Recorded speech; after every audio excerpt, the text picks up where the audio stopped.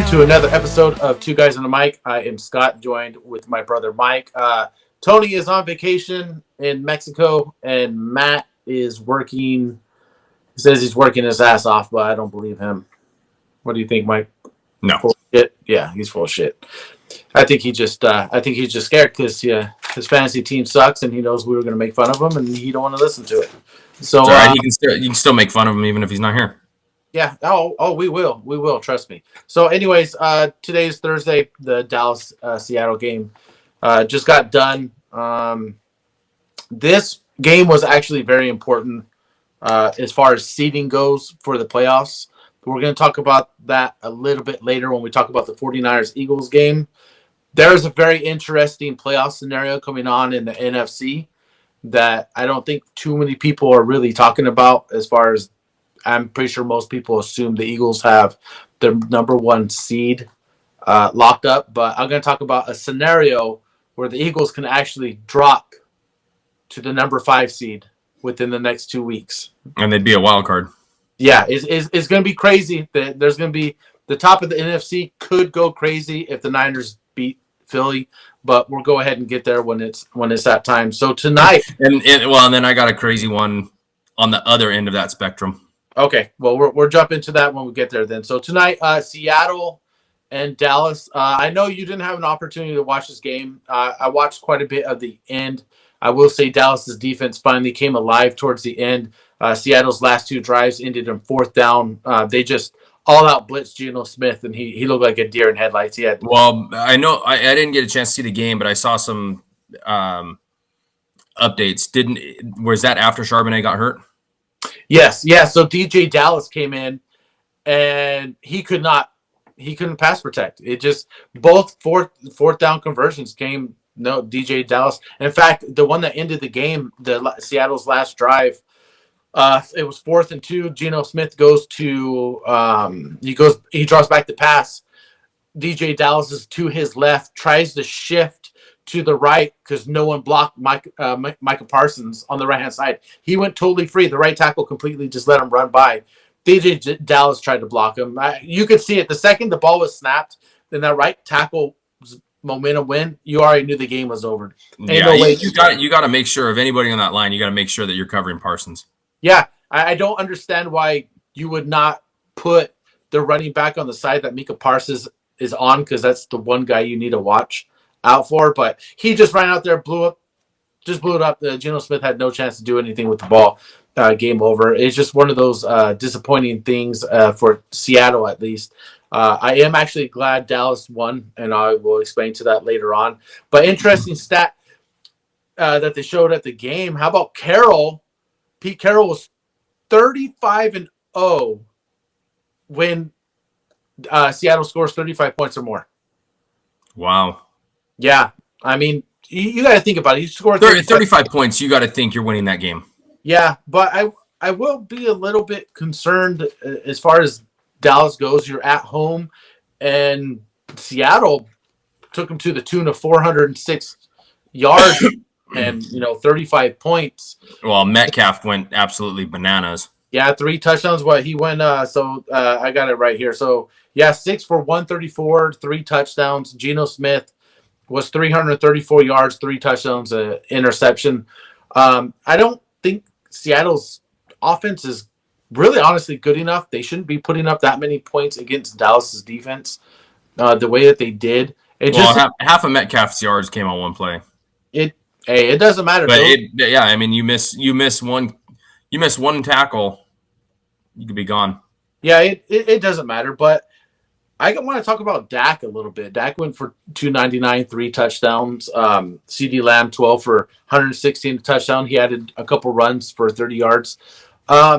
So the one thing about Dak is I know a lot of people calling for him to be MVP. His stats definitely show it, and I think if Dallas continues to win, I know a couple weeks ago I talked about this. I said people were saying, well, Purdy shouldn't be MVP based off of like the people that surround him. You could easily say the same thing about Dak having one of the softer schedules in the NFL.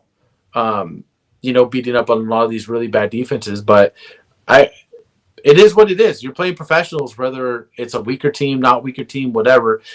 So I think if things keep going this way and Dallas can end up winning the division, I'd actually probably put Dak at the front running for MVP with his numbers. I mean, he's been doing phenomenal. He's completely taken the interception ratio out. Um, the only thing I think that is a knock on him is that he hasn't beat like a good team yet. You know what I mean? Yeah. They already lost to Philly, lost to San Fran. They lost to Philly, but they put up a fight. It was a close game. They did, but close games don't get you the W. You know, and No. that, I mean, Seattle kept this game close, but they still ended up with a loss.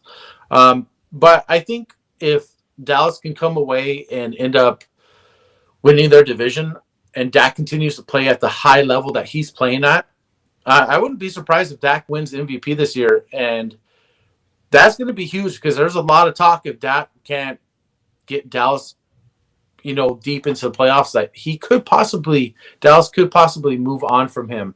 My question to you is, what do you think about this? If he wins MVP, but then blows it in the playoffs, how would you expect Dallas to handle this? Do you just go ahead and continue to bring Dak on? Because he's a huge. I can't remember the. You stay with him. Okay. I don't see a scenario, even if he doesn't win MVP. As long as they make second round of the playoffs, I don't see them moving on from him. Who's out there that's going to do better? Well, Kirk Cousins, I know he's coming off an Achilles injury, but who would you rather have? This season, I don't know. Kirk Cousins was playing out of his mind. He was playing with a no defense. Even when he lost Justin Jefferson, he didn't miss a beat. I mean, he does have really good weapons over there, but someone's going to pick up Kirk Cousins, and people are going to be very surprised at how well he does. I don't think he stays in Minnesota, but outside of Kirk Cousins, I don't really think there would be anyone else that Dallas could really go to. So I guess they're kind of stuck with Dak. But my problem with that is, like, if he can't win in the playoffs, what are you? Just a regular season guru that just folds under pressure? Yeah. You got to look, too. It's who could they possibly be playing second round of playoffs? Yeah. Well, you got to get, if they don't win their division, or they end up not being the number one seed, then I don't know. I don't know how well they would do on the road. I really think Dallas needs to play at home that first round. They're going to play someone like, Green Bay has a chance now all of a sudden to make the playoffs. So Minnesota winning, Minnesota losing and Green Bay winning. Yeah, great. Well, the game against Detroit on Thanksgiving, I'm sure, really helped them. No, it did tremendously with Minnesota losing, and now I don't know what happened with Dobbs. 4 interceptions. It's kind of a must win just because Green Bay won. So did you watch any of that game? I didn't have a chance to watch it. He was, if you watched any of it, even some of the clips, in my eyes, he looked lost. He was lost. I mean, they were bringing hell of pressure for him too, and they couldn't block the blitz. But when he was scrambling, he looked lost.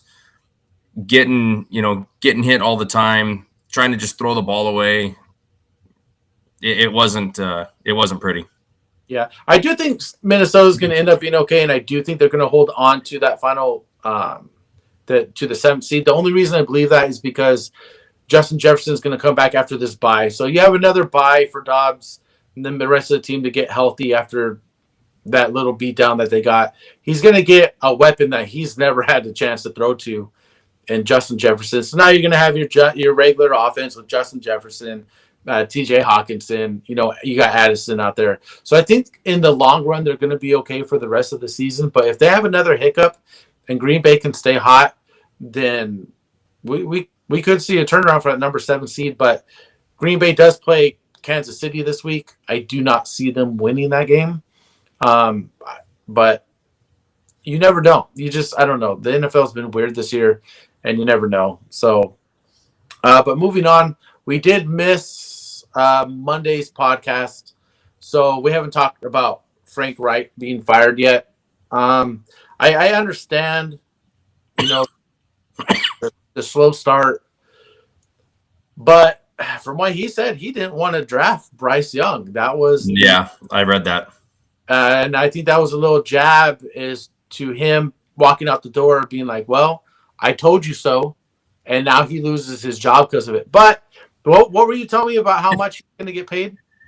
He is still going to be paying, or he is still going to be getting paid about $25,000 per day for the next 3 years. Yeah, and you know, and they weren't gonna. It doesn't matter who's coaching that team this year; they're not going to do well. They're not going to do. They're not going to do well next year either. They Yeah, don't have any assets. They don't have any early draft picks. yeah. Well, They're right, not set up. They're not set up for any kind of success anytime soon. yeah, right now Chicago's sitting real pretty. Number What they one, have number 1 and 4. 1-4 right now. That number one pick is not going to go anywhere. The problem with the Frank Wright firing is I don't know if after 10 games you can really sit there and say, well, this isn't our guy, unless like he himself is just looking like a jackass. I will say he semi did that with the play calling. You know, he decided to take over play calling. It didn't work. Then he passed it on. It didn't work. I think it doesn't work because you don't have a good offense. Like you don't have, you know, that, and I feel real bad. The only receiver they have is Thielen. Yeah, aging Thielen. Yep. And I think he had one catch for like 7 yards or something this last week. Yeah, they don't have a run game. Well, they brought in Miles Sanders. He didn't work out. That's exactly why Philadelphia let him go. He was never that guy that was made to carry the load. He was always banged up, always hurt. You know, the other guys in Philadelphia always had to carry the workload. Why he would be out this year? Now they started to turn to Chuba Hubbard, who I think has looked way, way, way better than anything Miles Sanders had been so far this year. But the problem with this team, their defense is not terrible. They're pretty decent against the pass. There's just so many holes that I don't think it matters who's coaching this team. There's just nowhere where you can point out and be like, okay, they really have something to build off of here other than, hey, we think we have our franchise quarterback, so let's build around him. But what are you going to build around him with? You don't have your first round pick. I don't even think they have their second round pick, correct? I don't know on that. Don't quote me. It's either the first or third round pick that they don't have either. So this new coach is going to come in. Number one, who's going to want to go there as a free agent unless you throw a stupid amount of money at them, which at that case, then you can't fill other holes and needs. They don't have a lot of draft picks. It is going to, I feel like who's going to be a good candidate to take over that job? Who's really going to want to take over that job? Because the other thing too is that they've had such short leashes on all their coaches. They just been firing everyone like immediately. And if I was someone, I don't, and I was looking for a coach position, Carolina would be my last destination I would want to go because they're almost expecting you to win out the gate with a roster with nothing. Yeah, with a roster that's not ready to win. And a lot of the people that want to sit there and they already want to say Bryce Young is a bust. Let me read you some stats right here. So this is Bryce Young, and I won't say who this other pick is, but this is another number one pick. Okay, so Bryce Young right now, compared to this, I'll just go with Bryce Young and the other person's stats. Right, through the first 10 games, Bryce Young's 1-9. The other player was 2-8. Completion percentage is 61.7 for Young, 58.4 for the other. TD to interception, Bryce Young is 9 touchdowns to 8 interceptions. This other person is 8 touchdowns to 9 interceptions. Passer rating, Bryce Young 74.9. Passer rating for the other is 72.8. So these are almost identical numbers all the way down the board. Young's actually better other than the record. Yeah. And this other person is T-Law. Trevor Lawrence is the other guy that I'm talking about. So before you want to sit there and say, oh, well, this guy's a bust, come on, give him a break. I understand a lot of people had questions about his arm strength and his size and not being able to maybe push over into the NFL, but At the same time, can you really judge a guy when he has no one to throw to, no run game, obviously no head coach? He doesn't have a great offensive line. Well, Uh, it's not only that. I mean, the NFL is a much faster pace than college. You have a completely brand new team, so you have no any kind of chemistry with anybody on the team. It's a whole brand new playbook. The whole organization's run different than how it was when you were in college. So you got to give them time to be able to adapt and understand how the game flows at the speed of the NFL. yeah, not everyone's going to be a CJ Stroud. That's not the way it's going to happen. I mean, what? I think Peyton Manning still holds the record, doesn't he, for most interceptions thrown by a rookie quarterback? Probably. So, and he's one of the greatest quarterbacks we've ever seen. It's going to take time regardless. I think you can give a guy 3 years before completely giving up on him. I think if they haven't made any adjustments in 3 years and you have given him some weapons to work with to where it's like, okay, he can show us that he can do a little bit. I think after, Well, in this case, 3 years may not be enough, being that they have nothing to build around for next year. yeah, I look at Mac Jones. He's a great example of that. They let him go for a while and he ended up not, unfortunately, not panning out. So you got to give people opportunities before you just want to pounce on them and be like, dude, you suck. Because that's just not always the case. So, with that said, we're keeping an eye on Bryce Young, see what he finishes. Well, I'll go back. as bad as they're doing, they are not mathematically eliminated from not only the playoffs, but from hosting a playoff game, which means they would win their division. That division is so bad. Can you imagine if all of a sudden they just turned it around and they just squeaked in there with like 6 wins or something stupid like that? It's they literally have to have every star aligned for it to happen. But Yeah. They would have to beat. I'll give you a rundown right here of what has to happen. Panthers have to beat the Bucks, the Saints, the Falcons, the Packers, the Jaguars, and then the Bucks again. While the Buccaneers then beat the Falcons and the Saints, but lose all of their other games. And the Falcons and the Saints have to lose out through week 17. It's just funny that there's no mathematically like none of that. Yeah, but it's crazy, but I don't get how they come up with these scenarios. But I mean, at 1-10 going into week 13, and you're not mathematically eliminated from winning the division, yeah, shows how horrible that division is. yeah, and one of those teams is going to host a game and get their ass completely handed to them. Atlanta's 5-6 right now, and they're the 4 seed, winning that division. So with week 13, there's not like any crazy match going on. I think most of the matchups that are going on, you can pretty much look at it and kind of decipher who you think is going to win. There's 2 games that I kind of want to talk about. The first game is the Broncos going to the Texans. This is a very important game for both these teams because they are right next to each other in the standings.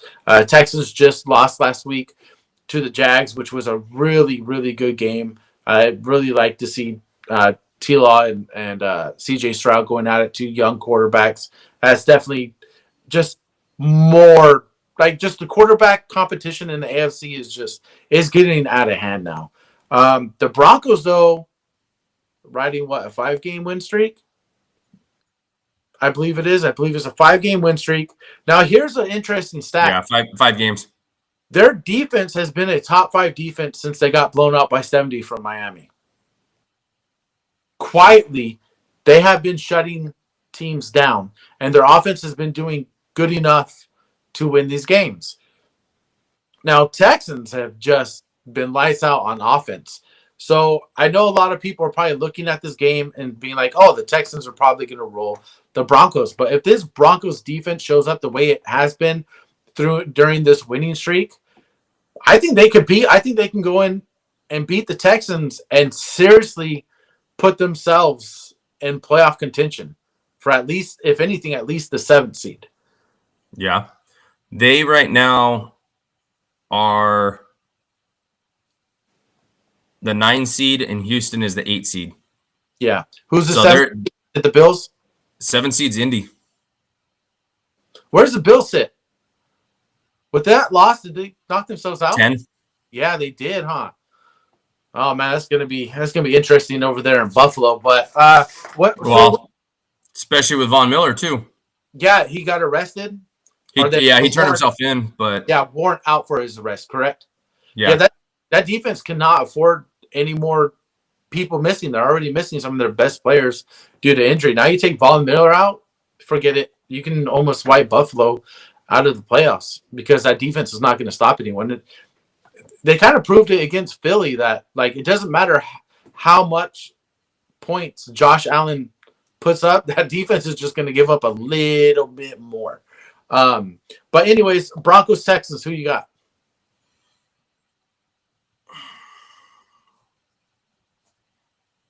I'm gonna say Houston. Houston. I got the Broncos, and the only reason I have the Broncos is because I think their defense shows up. I'm not saying they're going to completely stop CJ Stroud, but I think this is going to be something like a 2017 game. I think it's going to end up being kind of a low-scoring affair. Both teams are going to try to run the ball a little bit, and I just think it's just going to be one of those where there could be kind of high yards type game, but low scoring. You know what I'm talking about? Get down and can't get in the end zone, you kick a field goal. Yeah, exactly. And I think this is going to come down to a last second field goal, whether it be the Broncos or the Texans. That's what I got. But I do think right now with the Broncos riding this high, I think they're finally going into these games confident. They're just playing much better. Texas coming off that huge loss after being on a little win streak themselves. So we'll see how Texans bounce back. But I'm going to go ahead and ride the momentum as far as the Broncos go. And I'm going to go ahead and take the Broncos. So we'll see how that pans out. We'll talk about that on Monday. Now let's get to the game of the week, obviously. Just judging by our hats, is 49ers going to Eagles. 49ers somehow, and I do not agree with it. I don't agree with them being a 3-point favorite heading into Philadelphia. And that's it. They opened up as a 2.5 point, and it increased to a 3. Yeah, I don't agree with that. I don't know if Vegas is trying to get more people to bet on Philly because they're hoping San Francisco wins, but people are going to obviously a lot of people are going to pick Philadelphia just based off of record and how they've been doing. I mean, Philadelphia 10-1. You know, they beat Kansas City, Buffalo. They got done beating Dallas just before that, so they had a stretch of really good teams that they had to play, and they won. I don't know how you can sit there and say, okay, well, now you guys are going to be the underdogs at home, even though you guys have the best record in football. But I will say this. I'm not saying that Philadelphia has been lucky to win these games, but let's be real. They should have lost to Kansas City. Scantling should have caught that ball. There's no reason you dropped that ball. They really should have lost to Kansas City. And they also should have lost to Buffalo. Yeah. That bad route by Gabe Davis, which should have actually just ended the game. Well, and they very easily could have lost to Dallas. Yeah. They only beat Dallas by 5. And if you even go back the game before that, they beat the Commanders by 7. Yeah, and you know what? I think they were down like they gave up 31 points to the Commanders. Yeah. The thing is a lot of these games they've gotten off to a slow start. And this is where I think the 49ers have the advantage, is that they are a very fast starting team. And all those wins, Philadelphia has gone into halftime losing. And then it's come out second half and just made the adjustments and done great. The thing about the 49ers is that they're really good at playing complete games. They're going to start off hot, which they typically do. They're going to start off hot. And if you go down 14 or 17 points to San Francisco, and that's what goes into the halftime, kind of like what some of these other games, even 10 points, that defense can stop you, and that offense can continue to roll. The thing about the Eagles this year is last year their defense was very good. They're very stout. And the offense was good as well. They were going to get you on both sides. That hasn't been the case this year. That that defense is giving up yards after yards after yards after yards. And when you have a running back like Christian McCaffrey, this is why the Niners, I think, are so good at closing out games. You have a quarterback that typically does not turn the ball over, knock on wood. Okay, you have the best running back in football, and you have arguably the best defense in football. Okay, so you sit there and you give the 49ers like a 10, 13-point lead going into halftime. I don't know if Philadelphia can actually come back from that, even being at home. Philadelphia is going to need a faster start than what they've had prior weeks to this.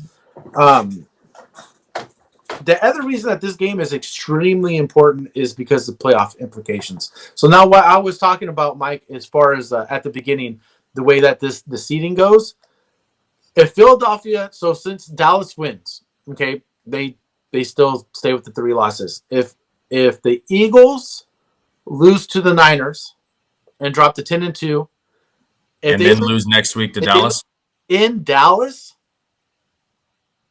they actually lose control of the division. Dallas goes to the number 2 seed. Niners bump up to the number 1 seed if Niners also win the following week. But let's just say the scenario goes: Niners beat Eagles, win the following week. Dallas beat Eagles at home.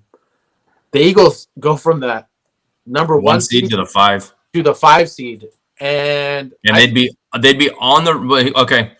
They'd be on the road against the 4 seed, which is going to be the NFC South. Yeah, they're going to win round 1 regardless if they're the number 5 seed. But man, after the Dallas game, after that, they would then theoretically play the Niners or Dallas. Unless there was an upset somewhere, then they would. Well, if they actually, let's just say they end up being the 5 seed. All the seeding goes according, they'd actually be playing in Dallas. Unless 3 lost to 6. Yeah, that's true. But yeah, I mean, that's a crazy scenario that can happen. I don't know if it'll happen, but right now with the way Dallas is playing, that Dallas Eagles game, regardless, is going to be really good. But the Eagles have they close out the season very, very soft. Yeah. I have 2 games against the Giants. I don't think they play any team with They go Niners, Cowboys, Seahawks in Seattle. They're going to win that game. I'm sorry.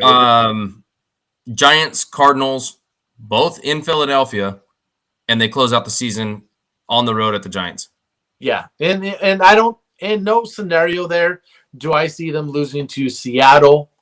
Do I see them losing to Arizona, New York one time?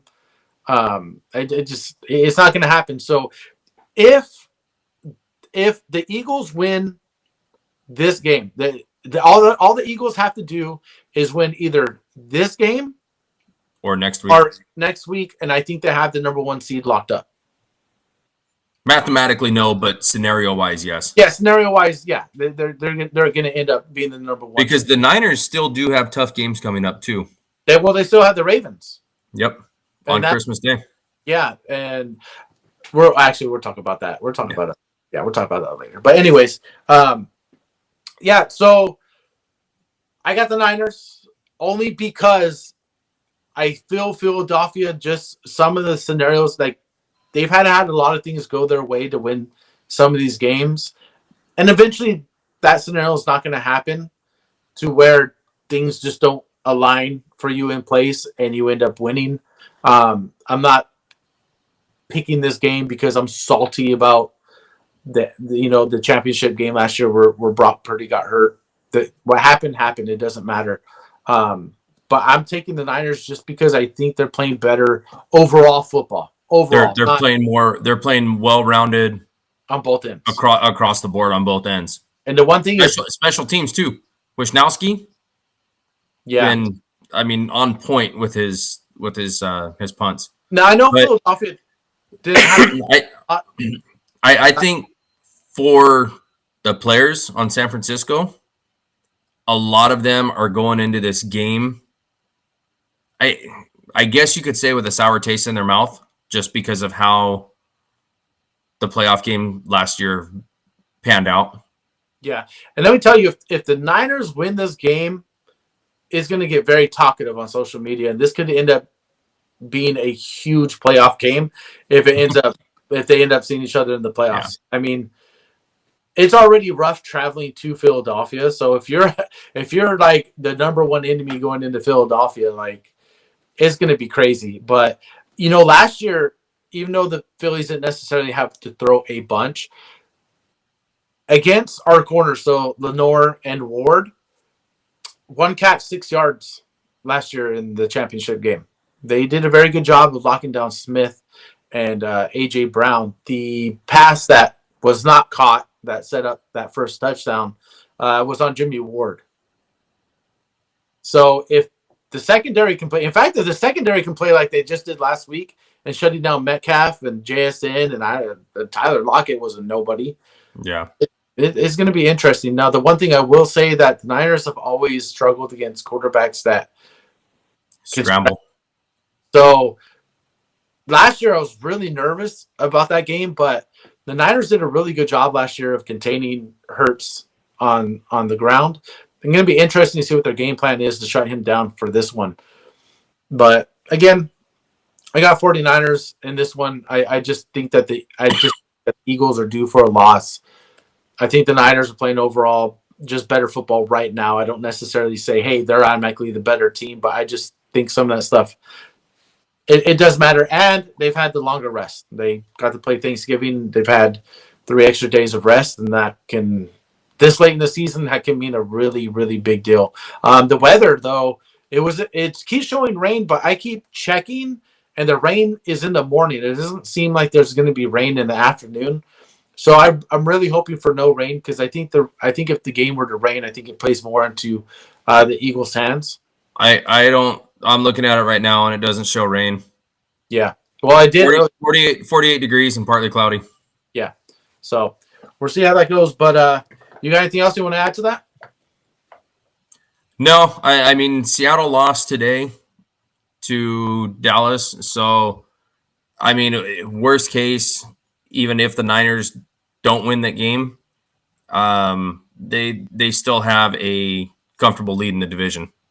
Yes, but they're going to need a little bit of help to make sure that they also secure that number 2 seed if Dallas continues to win. Yeah, if the Eagles end up beating the Niners are going to then need help in order to secure the number 2 seed. Otherwise, they end up pretty much probably hosting one game and being on the road after that. Have you looked at Dallas's next 4 games? They have a rough stretch of games. They're going to have to really ball out. But my whole thing is that I just want the Niners to have the number 1 seed. That's really all it comes down to. I don't care what goes on in that division. It's going to be really hard for Dallas to win that division just based off of like what you said with their schedule. I know they have the Eagles, and who are their next 3 games? They have after the Eagles, they have the Bills in Buffalo, at Miami, and then they're home against the Lions. Unfortunately, I don't think they win that Miami game. I mean,